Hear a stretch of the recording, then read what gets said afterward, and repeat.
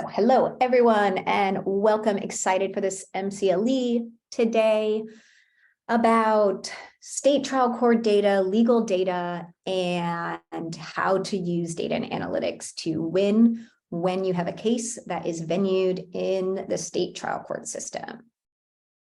So little background on me.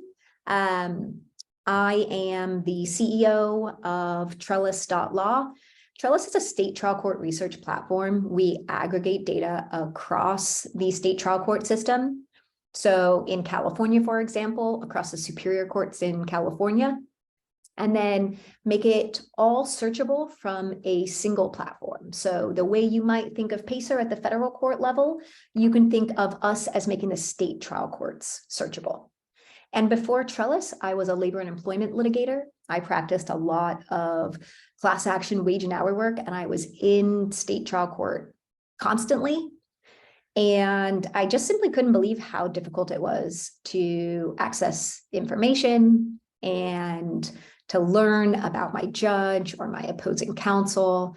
And so the ability to research the state trial court system was really born out of so many attorneys' frustration in trying to access this information and not being able to do so.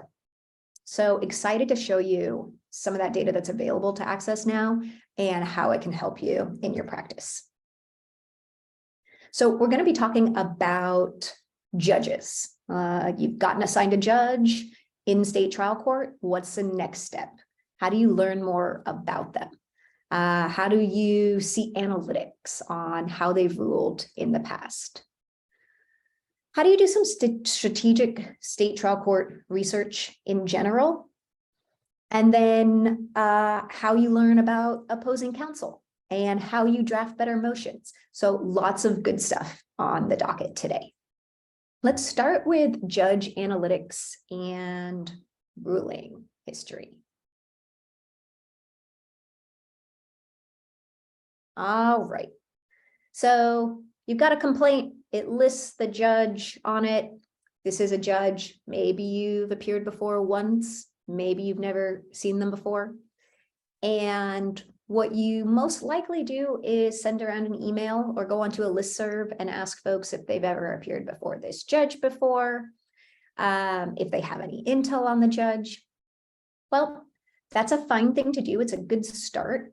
But you want to mix with that the ability to actually look at the judge's hard data to really understand who they are, how they rule, and what that means for your particular case.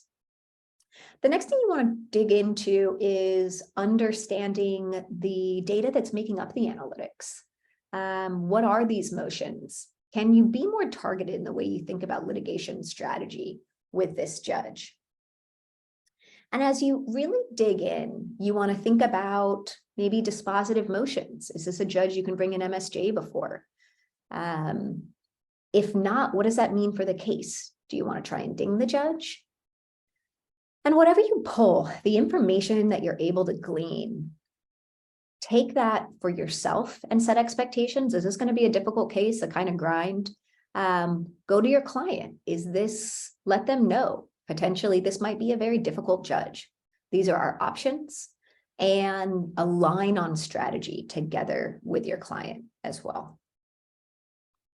So I love to show rather than just tell. So I want to do is jump into some actual judge analytics and walk through them with you guys. All right. So right now I am on the Trellis platform, and as a quick reminder, we are a state trial court research platform. This search bar here, kind of like the ability to Google across the state trial courts. So in California, it's superior courts, but if I were to select all the states, I'd be searching across the US state trial court system from a single interface. Now to go back to judges for a moment and doing some judge research. For analytics, you're going to want to come to the analytics tab. And you click on judge analytics. And the next step is to make sure that you're in the state where you're searching for a particular judge. So if I wanted to be in California, I make sure we're in California. And then I like to just search the judge by last name. All right. Now I am going to pick this Los Angeles Superior Court judge. And what I'm going to show you is the Judge Analytics dashboard. What is the type of data and information that you can expect to find for judges across the state trial court system?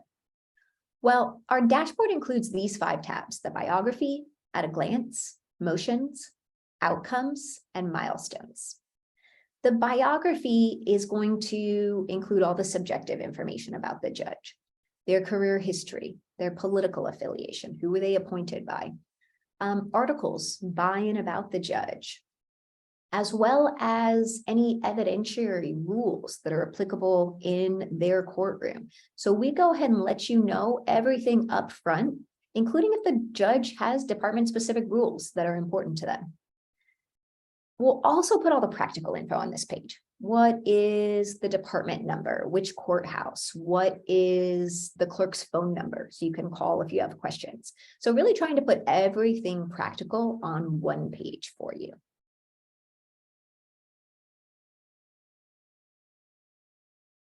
Now, the at a glance is going to be your zoomed out view of the judge. So active cases. How many overall cases does a judge have active right now? Basically, how busy are they? Are they inundated right now? That's helpful to understand. How long on average does a case sit before this judge? And what does that look like in comparison to the average in the county? Here, Honorable Hill actually hears cases much faster than other judges in the county. Motion grant rate.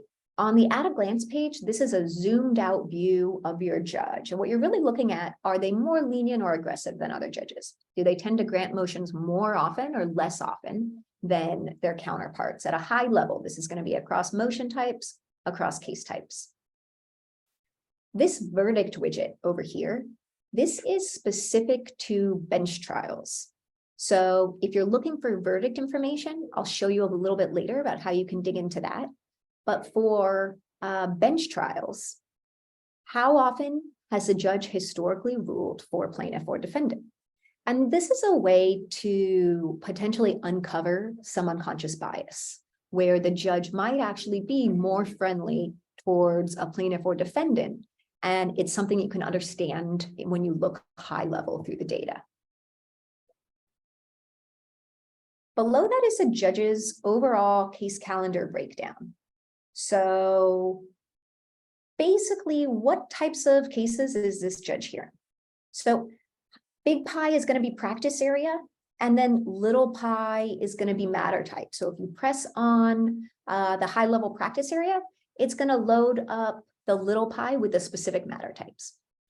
And this is useful when you are trying to understand how knowledgeable the judge is in a particular matter type. Is it a matter type that the judge hears all the time? They're a pro, and you can dive right in to the important areas. Or is this just a case type that the judge doesn't hear very often? And you're going to need to do some educating at the very start of the case to bring the judge up to speed, because it's just not a case type they handle.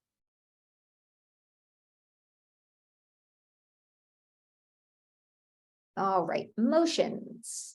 So the at a glance, think of it as your zoomed out view, but the motions, that's your zoomed in view. So the important pretrial motions are going to be over here on the left-hand side.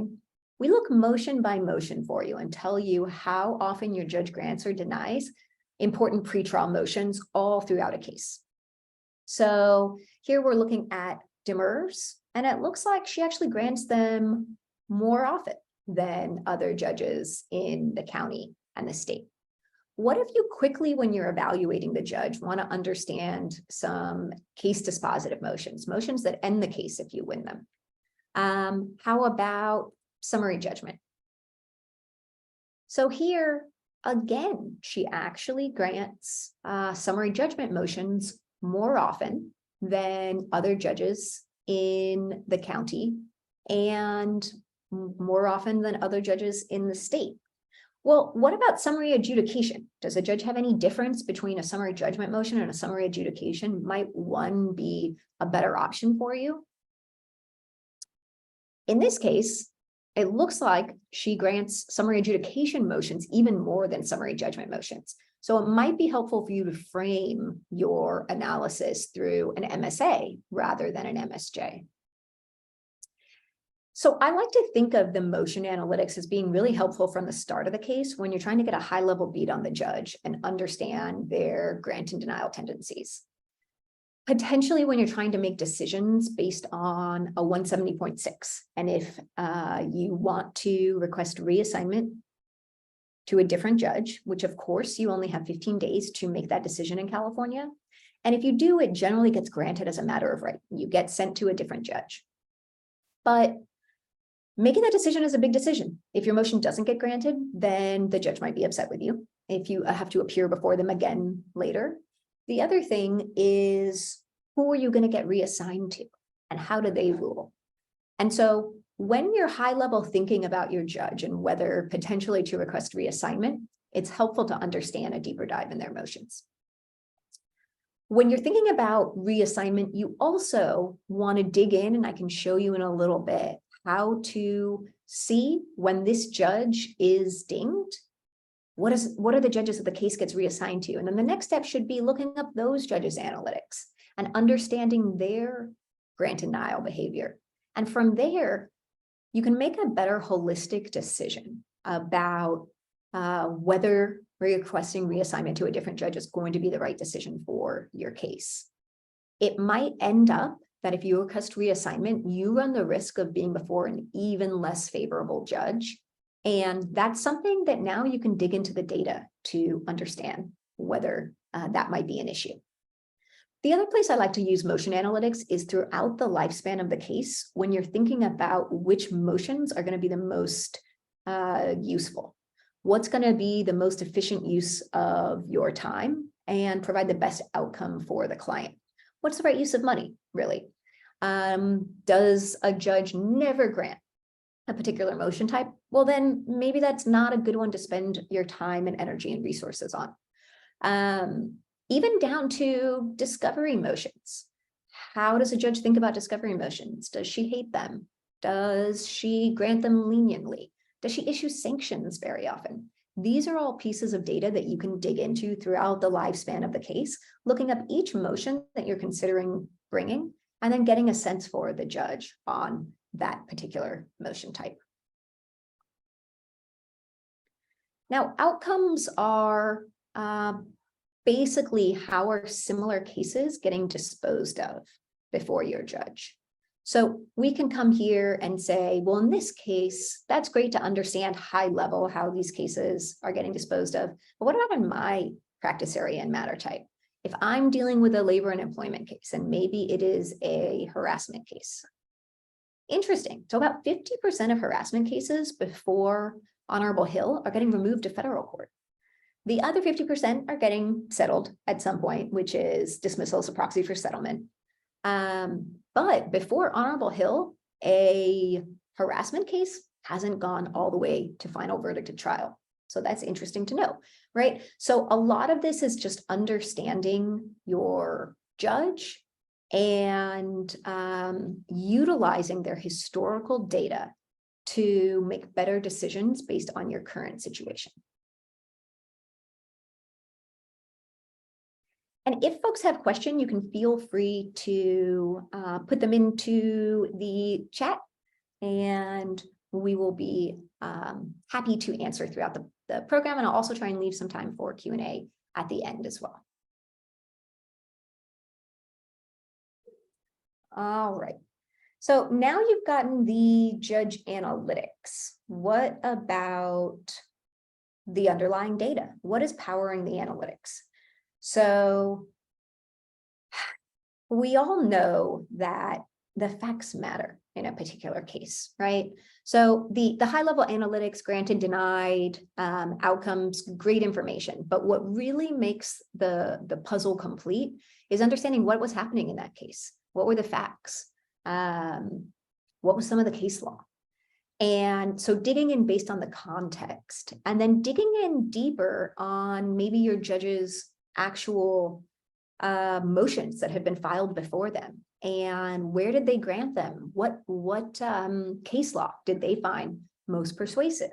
So how can you dig into a judge's underlying data to understand more about them from a contextual basis, basically substantive legal research in addition to the analytics? Well, you do so just by typing Judge : and then the judge's last name.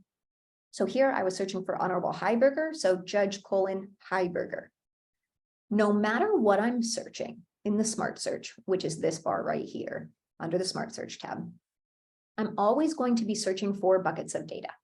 So rulings in California, those are tentative rulings. All historical tentative rulings searchable from a single interface. Remember, this is data that otherwise disappears if it wasn't being saved and aggregated by Trellis. Dockets, high-level overview. Basically, if you're searching a judge, all of the judge's historical cases. Documents filed in cases where this judge is presiding, and then verdicts, cases that have gone to verdict before this judge. So now you dive into the judge's overall data. What's the next step? Well, the next step is to add a case dispositive issue. So Judge Heiberger and strict liability. I wanted to find Honorable Heiberger's case where there was a strict liability cause of action at issue. Now I'm digging in that way. Another example, Judge Freeman and design defect. So what we're simply mixing here is the judge and the legal issue, or a cause of action, or a case dispositive issue. What's the crux of the matter? Has your judge ruled on it before? Step 1, analytics. Step 2, understand if your judge has ruled on your actual case dispositive issue in the past and what those rulings actually looked like.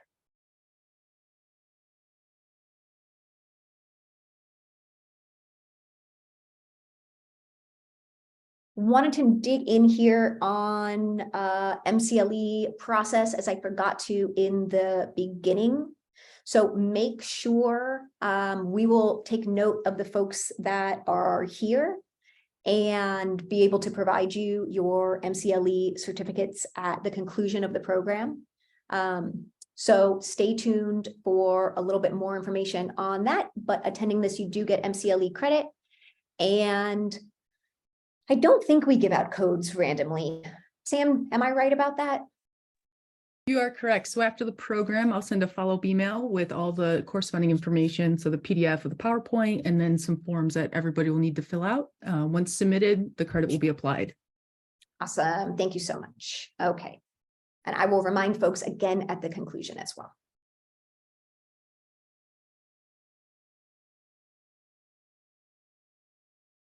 Okay.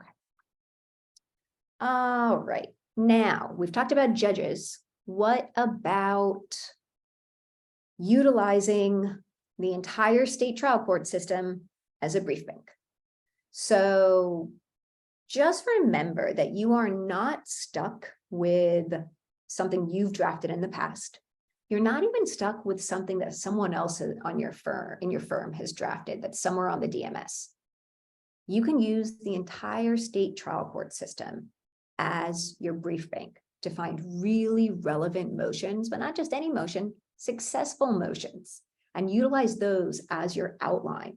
And that is one of the most heavy use cases of our platform, is for drafting motions, doing it efficiently, and making them incredibly persuasive.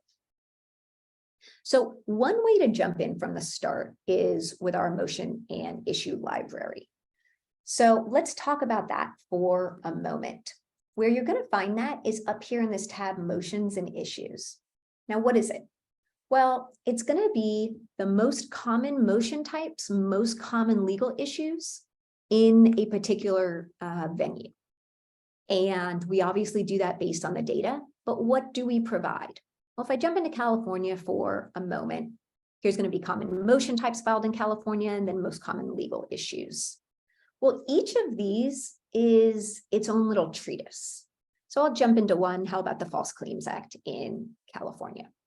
Now, what you're going to find is a treatise that tells you everything you need to know, whether it's new to you, whether you just want a quick refresher and reminder, we're going to give you all that information here, including discovery requirements or anything else you need to know that's important for the particular legal issue or motion type that you're filing.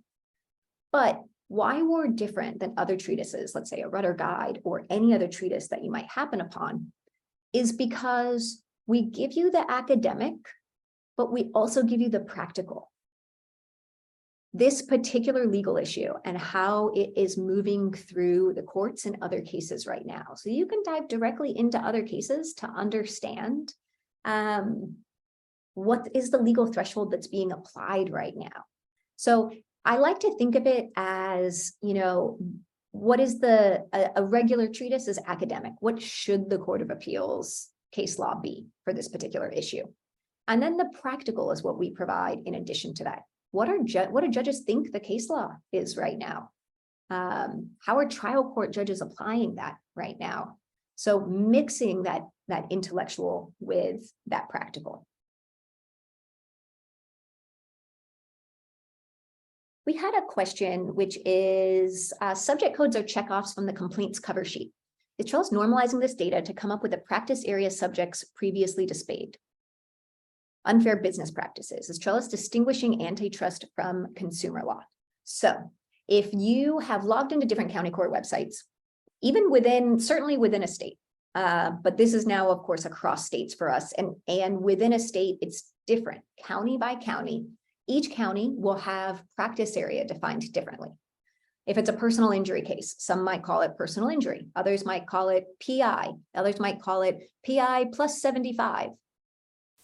Any way you can imagine that a particular practice area is stated by a different court, it is. Every court does it entirely differently. And so 100%, a huge portion of what we do is normalizing this data. So if you think about it, we go court to court and we aggregate what is otherwise entirely unstructured data, raw, no format. And then we map it back to our own structure. So for the example of business practices or consumer law, we map that back to our category of consumer law. And then now you've got a normalized set to search in. So don't worry about what the court calls it. Basically, you can rely on us to have created that structure to say what the particular case type is. The other thing we have started doing recently is actually extracting out causes of action from within the complaint. So let's say the complaint and on the caption page and it's listing its causes of action. We're extracting those out where possible. It's a work in progress. There's obviously a lot of data. And then ultimately you'll be able to search by cause of action. And then of course, because the complaint lives in a docket, you're going to be able to search across cases and understand what causes of action were brought in those cases as well. All right. So we talked about motions and issues for a moment. Let's go back to another example of motions and issues page. Rulings. This is something that was huge for me. I utilized this data for years in practice before launching to start Trellis. And one of the things that I loved doing and that I had incredible success with was using a tentative ruling by my judge on my motion type legal issues and basically organizing my motion exactly to the way the judge organized their tentative, citing the case law that I knew the judge preferred. So this isn't going to be possible across every judge. Not every judge issues strong tentatives, but it will be possible across a variety. I also would say in terms of tentative rulings, a really well-written tentative, even if it's not before your judge, sometimes within counties and courthouses, judges tend to cluster rule, can be incredibly useful. So if you can find a tentative that is by your judge, gold, absolute gold on your issue. But don't discount the usefulness of tentatives by other judges in the same county on similar issues.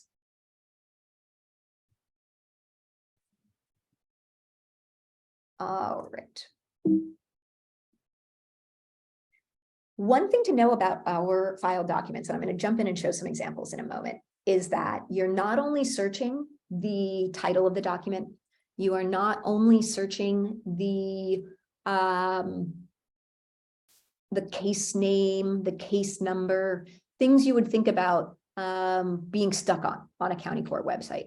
We index the entire body and text of the document, which means you're able to find information that's hidden within documents, whether it be attorneys that weren't listed as appearing counsel, or particular statutes, or particular case law. There's so much information hidden within the body and text of filed documents that you can surface and be incredibly strategic with. We are pulling in so much data. We're actually close to 170 million filed documents right now. Huge amount, largest database of state trial court documents available and entirely searchable. Here's an example for a motion for summary judgment, but let me just show a live example for a moment. So let's go back to Smart Search for a second. And what I want to do also is just show you what the different pages look like. What's the data out there that you can access? So I'll go back for a moment. Let's say we were searching for analytics for Judge Hill. Let's jump into her underlying data.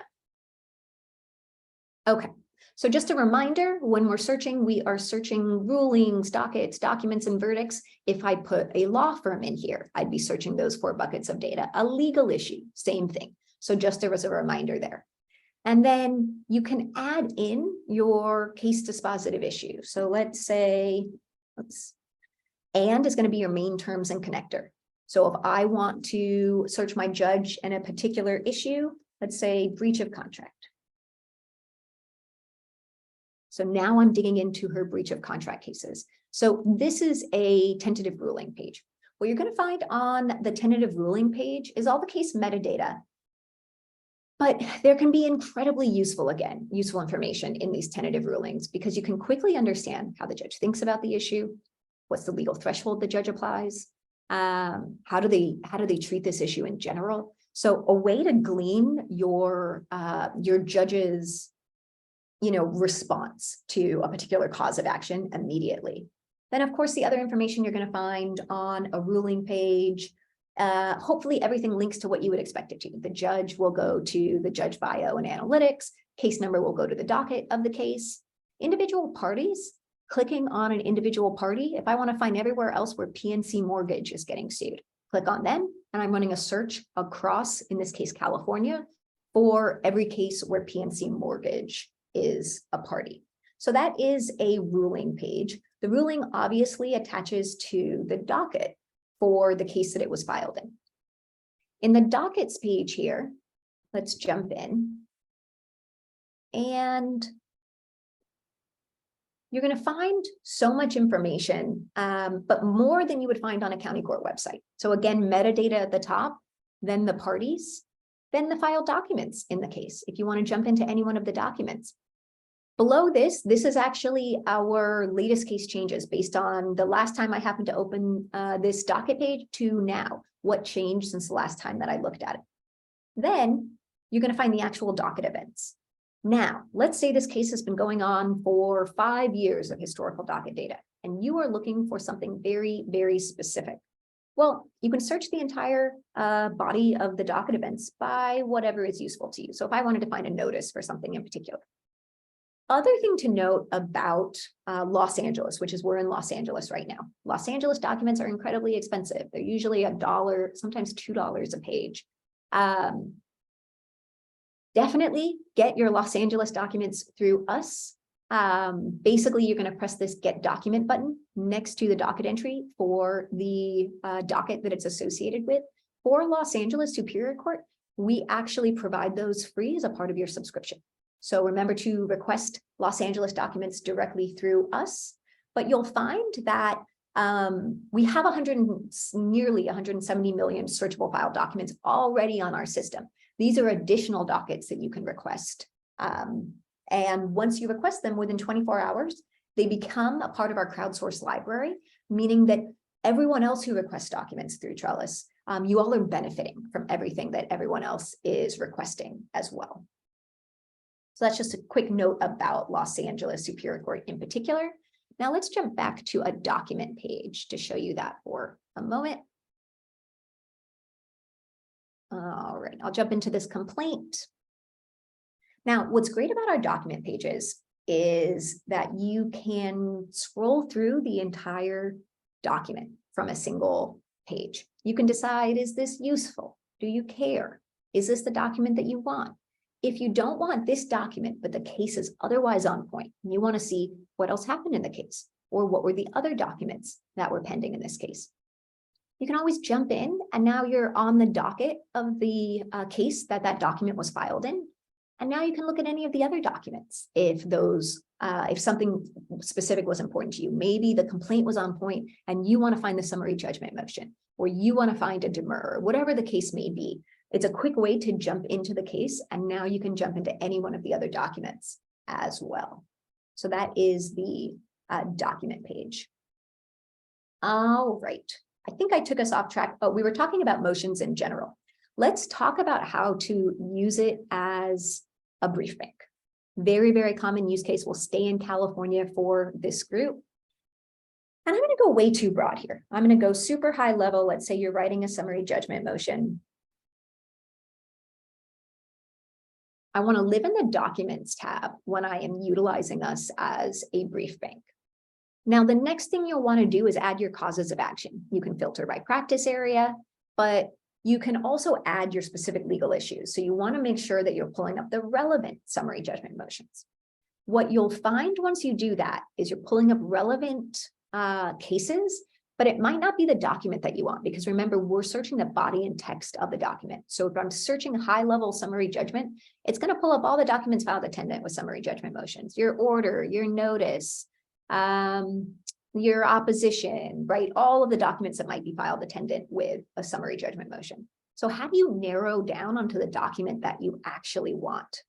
Well, if I wanted the proposed order, I'm going to say and proposed order. If I wanted the memorandum of points and authorities, I'm going to say and memo. And now I'm narrowing down into the memorandums of points and authorities, and we can jump into one just as an example.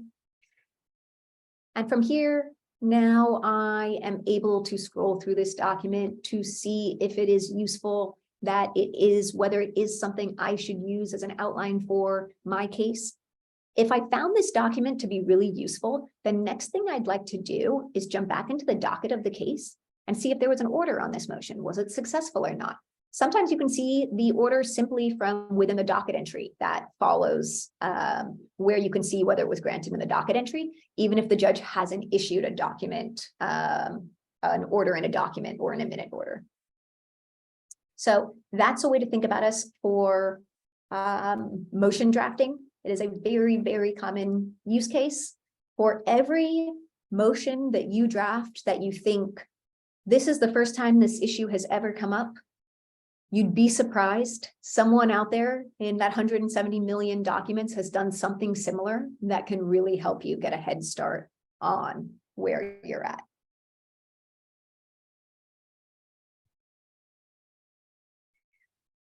Here, I wanted to dig in specific to Johnson & Johnson and their products liability memorandums. So just remember that you can and mix and match everywhere by adding additional search terms. It's going to narrow you into more and more relevant data. Oh, I put this in here just to remind me to tell you guys that if you ever practice in any class actions, or you know anyone who does, because class action settlements have to be approved by the court, all of the settlement figures are on Trellis. You'll see exactly what the class size was. You'll see how it was defined. You'll see what went to attorney's fees, what went to the class members. Most important part there, attorney's fees. Whether it be that you're a plaintiff and you want to evaluate what a case is worth to you, or whether it's your defendant and you want to understand, in order to settle this case, what is that number going to look like for them? Those attorney's fees are incredibly important. It's also really helpful to understand potential exposure or potential valuation of cases on the class action side as well. So being able to dig into the motions for approval of class action settlement, which will lay out everything for you, changes the entire trajectory of a class action case. Can't recommend it highly enough. Now, what are some other ways to think about searching documents? Well, by legal issue, by motion type, by outcome, by judge, by case type, but my favorite, mixing and matching. I want my judge and this motion type and this outcome. I want my opposing counsel and this legal issue. Have they dealt with this legal issue before? Let's dig into their cases and understand how those went. So remember, you have the ability within your search to get as strategic as you can imagine by adding additional classifications and narrowing down to what is going to be relevant. The other reason that searching documents by judge, and let's actually show that for example. So if I'm back here and let's say I want to find summary judgment memos filed before Honorable Hamilton, I'm going to do that same trick that I've showed you before. I'm just going to say judge and then their last name. So now I should narrow down into summary judgments before Honorable Hamilton. So you can always continue to mix and match with your searches by judge, by county. The same works here, right? If I wanted to narrow by county, let's say I wanted to narrow to San Francisco. Notice I don't do any space. I'm just going right in. I think I spelled there. But it knew what I was talking about. I didn't add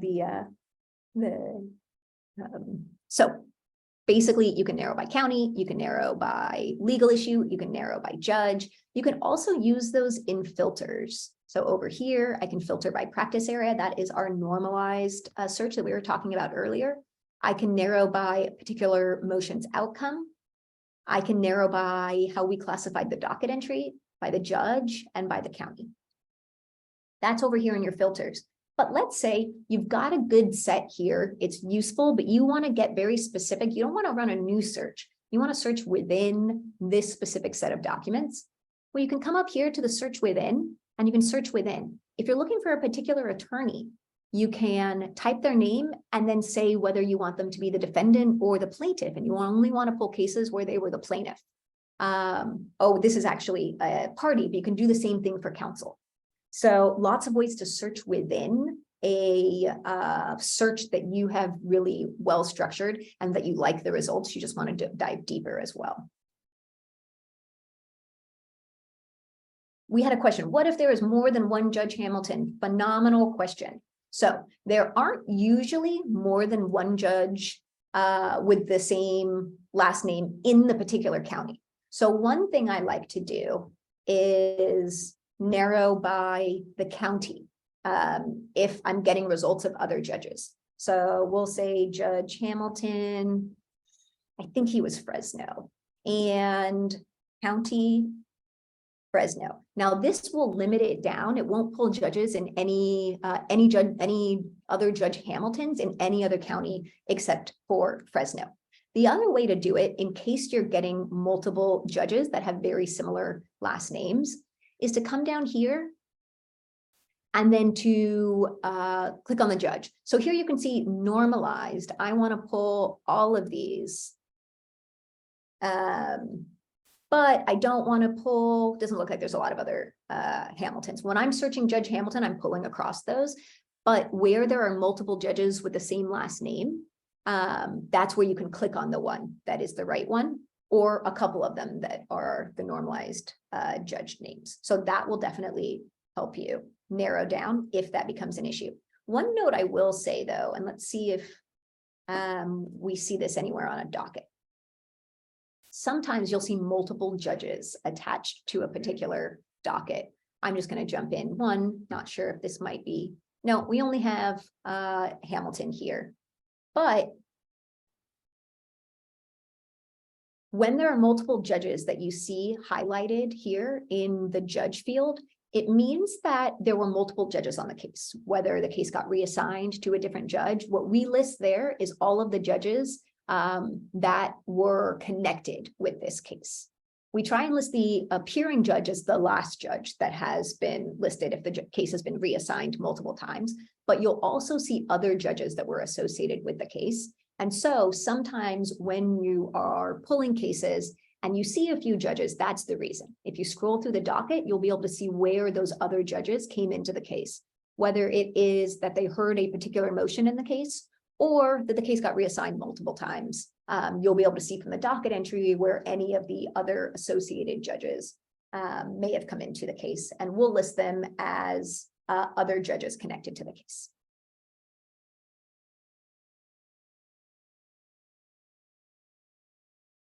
Okay, now the same way that we just searched by judge, you can search by party or by corporation. Let's say you are facing litigation against a major corporation. You can search and see where across the US that they've been sued for something similar. How did they handle those cases? What was their playbook during that? Same if you're representing a new large client. Look at their previous cases, look at what the business is dealing with, understand, and even dig in to see maybe how their formal counsel handled similar cases for them and get some insights there. So searching by corporation, whether you're doing some diligence on the corporation that you are trying to sue, or it's helpful sort of business development to understand a client, a prospective client, or a current client. So here I picked on 3M, and I wanted to find their summary judgment memos. 3M, maker of masks and many other products. So digging in specifically to their cases. Now I'm in the documents tab. I could go high level just into the dockets to understand all of their cases. Here I picked on Best Buy, but you can see, you can go super broad. Let's say I want to see everywhere where Amazon is getting sued in California, and you can start digging in there. All right, case valuation and verdict data. So we chatted briefly before about verdicts related to bench trials. Now let's talk for a moment about verdicts related to juries. So I'll jump back in here for a moment. And let's see. Well, one, it's free text searching this right here. So if I wanted to find the verdicts where it was Judge Hamilton in Fresno County, what you'll find here is no matter what your search is in the verdicts, we're pulling the average for you. So we're going to give you the highest verdict, the lowest verdict, and then the average. Now, we find that the average is almost always thrown off by some ridiculously high verdict. Here was a $68 million verdict. So we also give you the median because we think that the median is a closer proxy to what average might actually be. Then we'll give you the breakdown of the data that is powering this, as well as the decision breakdown. Now, here, interesting, it's a 50-50. So what it tells you at least is that it's not a landslide one way or the other, that these cases come out both ways. But underneath that is going to be what is actually powering this data.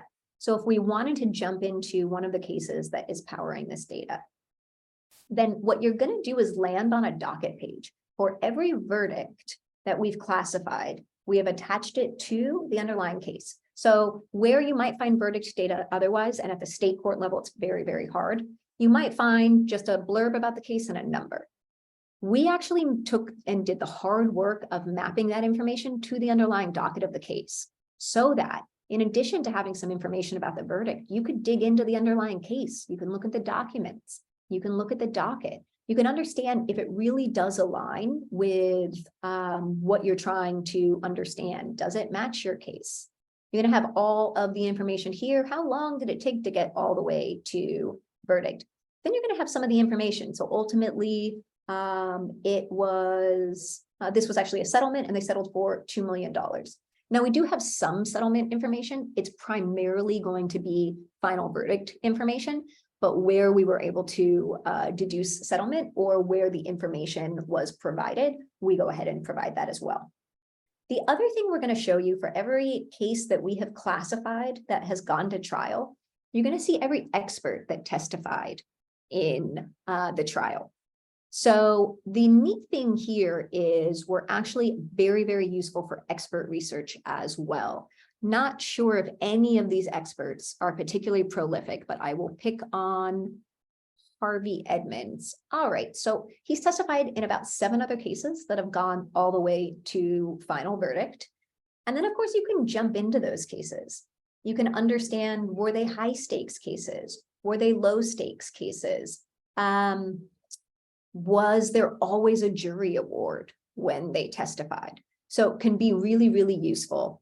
The other thing to know is that when you're searching experts, you can search them just by their name, and you can dive into the documents, and you will often find that expert testimony is attached as exhibits to motions dealing with the expert, which means you can actually dig in and understand how they've testified in the past, their actual testimony.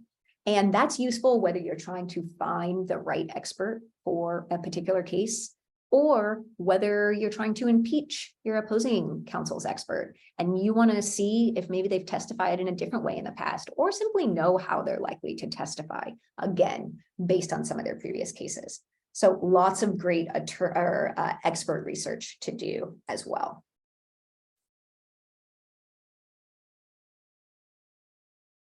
All right, now what are some other high-level state court research actions that you should be taking, or at least should have on your radar that these are options?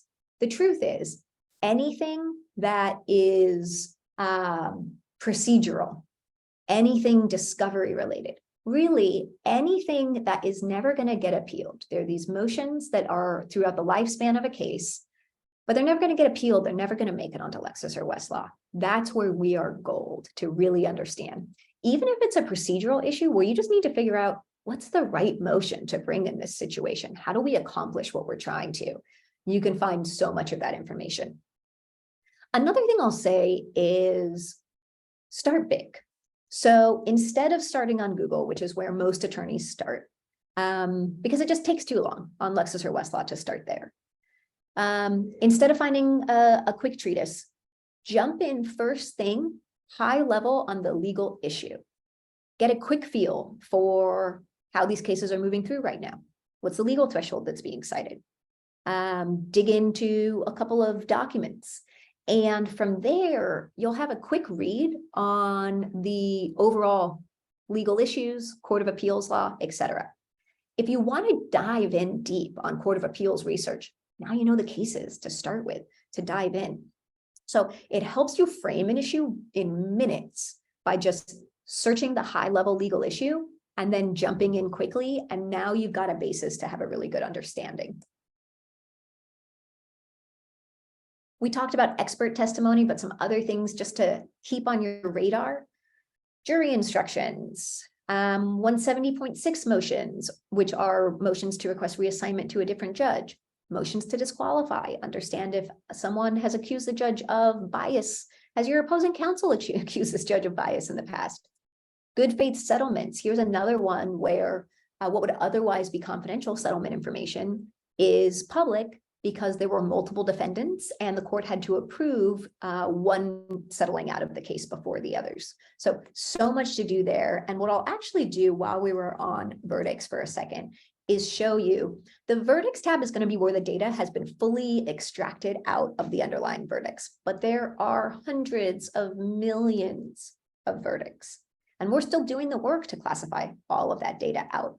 So if you want to dive in, the documents will be there telling you the information, even if we haven't finished extracting that data out for our analytics yet. So how do you dive in really quick? I'm just going to go high level here. You'd want to go by your legal issue or by your opposing counsel or however you'd want to dive in.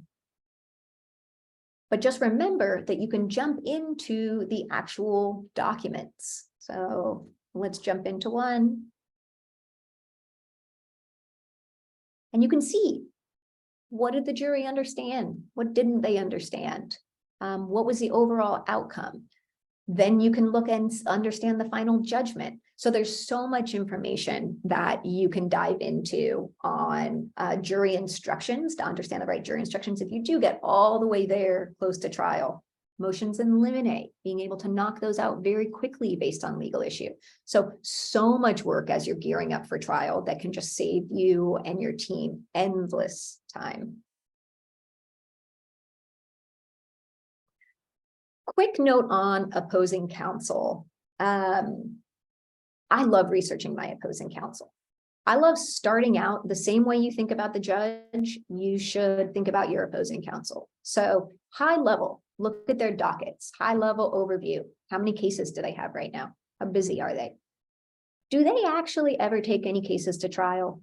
You always hear opposing counsel saying, oh, I've got 3 back-to-back trials coming up.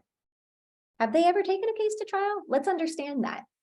If they're settling cases, which everybody is, where are they settling their cases? Do they always wait until after a summary judgment motion is filed? So these are pieces of information you can glean high level on your opposing counsel. But then you can dig in granular. Pull up the motions that they filed in similar cases. Now you have a deep understanding for how they're likely to position a particular issue again. So you can get so strategic that you could almost start drafting your opposition before they filed their moving papers. I mean, there's so much information. When you find something directly on point that your opposing counsel has filed in the past, guess what? They're likely utilizing that as their outline for what they're going to draft again. You've got incredible insight and you're ahead of the game now by understanding motions they filed in the past. So love diving into opposing counsel. I'll give you a quick note on that for a second. I'm going to pick on someone here. I don't know if any of these folks are prolific, but let's say pick on this attorney here. Okay, so lots and lots of cases. My bet here is, okay, well, it's collections. So super high volume, right? This is what this guy does. Does he take cases to trial? Look in and understand, but this looks like a high volume, likely demand chuck based on that number of cases. Let's try one of the other folks, or let's jump in and open up, let's say, a different case for a second. Okay, how about Cameron Brock? Just picking on her again. Although interesting, family law cases. So you can understand a little bit about her. Now, note on the way to type in when you're searching for a particular party or you're searching for a particular lawyer. Remember that the court can say this name in every combination of different ways you can possibly imagine, and not even only at the county level, on the individual clerk level sometimes. So if I want to account for this middle initial coming anywhere here, what I want to do is do our parameter search. So our parameter search is a little bit different than Westlaw or Lexis. You're probably used to the slash within X. Ours is going to be a tilde. So I want to find this name within two words of each other. What I'm basically saying here is I want any combination of these words with potentially another word in between, meaning anywhere their middle initial could fit, I want to find it. Now, she clearly has tons of cases, may have been practicing for 20 years in a high volume practice area.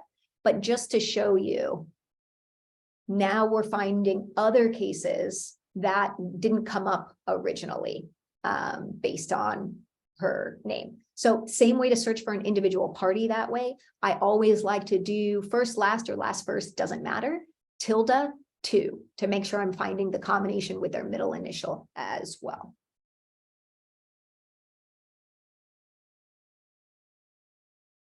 Okay, we've only got a couple minutes left.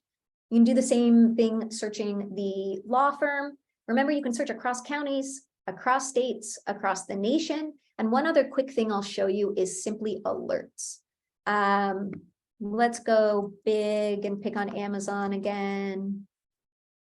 And let's say you are on this case and this case is important to you and you want to get notified if anything changes immediately. You can always press the update case information button. What it does is move the case to the very top of our queue. We go back to the court and refresh it in real time.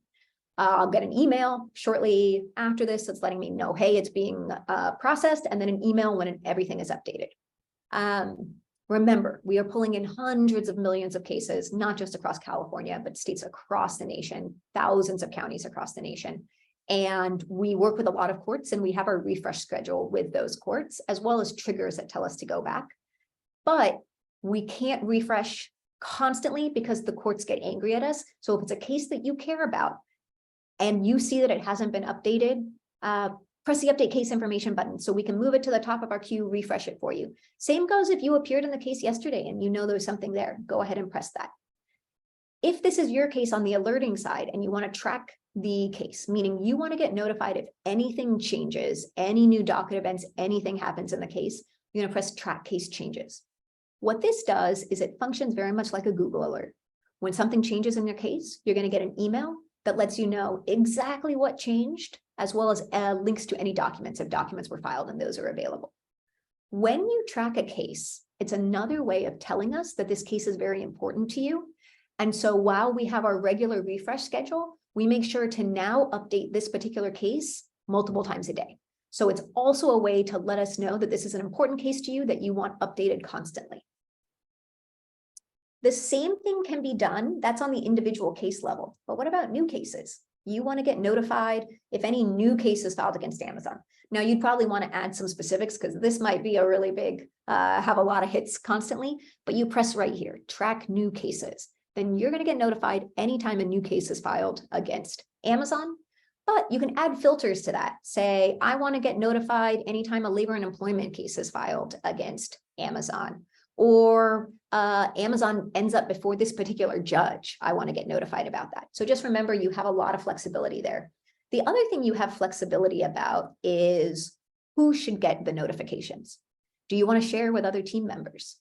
Do you actually want to assign this to other folks on your team, but keep yourself out of it, and they can let you know if there's something useful? So a lot of functionality around alerts as well to suit your needs. And with that, I'll leave it. If anyone has any additional questions, I'm happy to answer.